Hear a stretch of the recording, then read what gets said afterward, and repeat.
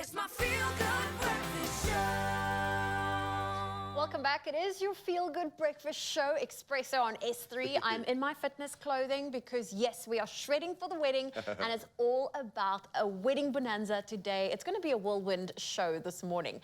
And up next, we are chatting to wedding planner Cara Pearce to discuss the latest wedding trends that will make your big day unforgettable. I am here. And you can steal anything we talk about today, and then Cara will send you an invoice. Just she'll send it to you.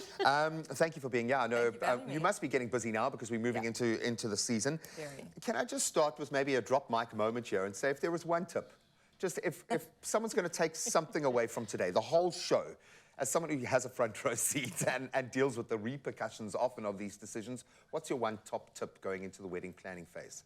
For me, I think in taking away all the romance of it in general, but the budget. I think you've got to be very realistic about your budget, what you want versus what you can afford. Those two things are very different. You can look at a Pinterest board and be like, oh, tell your planner, this is what I want. And then they're like, okay, that's going to be 450,000 rand. And then you're like, okay, but I still want that, but for less. You can have it, but it's not going to look like that. So it's very important to have a budget that you can afford, and obviously to make sure that it's what you want, because you don't want to walk in at the end of the day and look at it and be like, I wish it looked a bit different. Well, that's the thing, because it does matter. As much as I want to say you're spending money frivolously, it's not that. No. It starts the next phase of your whole little life. Definitely. Okay, so it is worth marking that as a... And you've saved as well. You obviously, you know, your fiancé knows that they're going to propose, that maybe they've put some money away, or you've started, maybe your dad is paying. Whoever it is, it's a lot of money, and it's an important space to spend it. So you've got to do that correctly. Definitely. So when we get to the planning process, you've set the tone. Budget and expectations versus reality is a big point. When it comes to couples together now going through the planning process, what other advice would you give to them?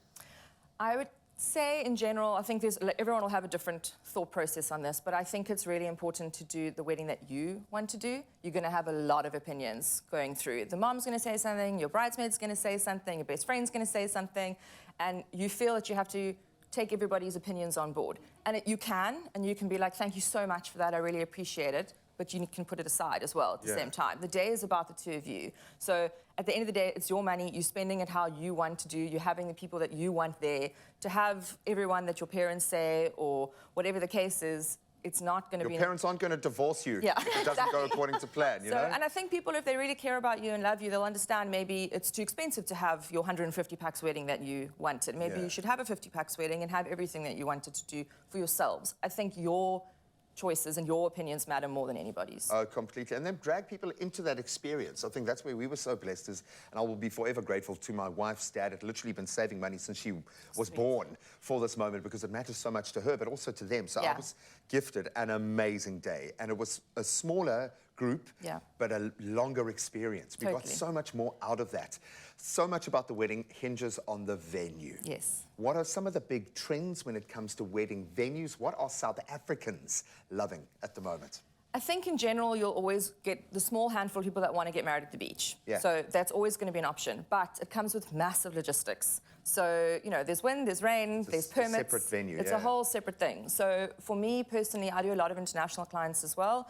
A lot of South Africans who live overseas and want to bring their family, their new family, to Cape Town.